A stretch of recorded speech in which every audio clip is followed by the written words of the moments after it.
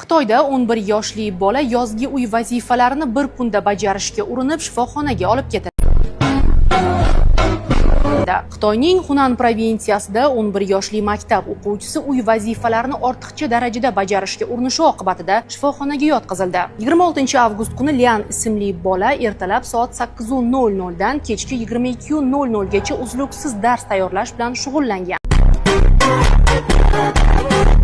Bir necha soat o'tgach unda nafas siqilishi, bosh aylanishi, bosh og'rig'i va qo'l oyoqlarda karaxtlik belgilari kuzatilgan. Holatdan xabardor bo'lgan uning ota-onasi bolani darhol shifoxonaga yetkazgan. Shifokorlar o'quvchiga giperventilyatsiya sindromidan kelib chiqqan nafas yo'llari buzilishi tashxisini qo'yishdi. Bolaga nafas olish niqobi taqilib, qisqa muddat ichida uning ahvoli yaxshilangan. Mutaxassislarning ta'kidlashicha, bunday holat ko'pincha hissiy zo'riqish, ota-onalar bilan kelishmovchilik, shuningdek, imtihon oldi tashvish yoki uzoq vaqt telefon va gadjetlardan foydalanish bilan bog'liq bo'lishi mumkin.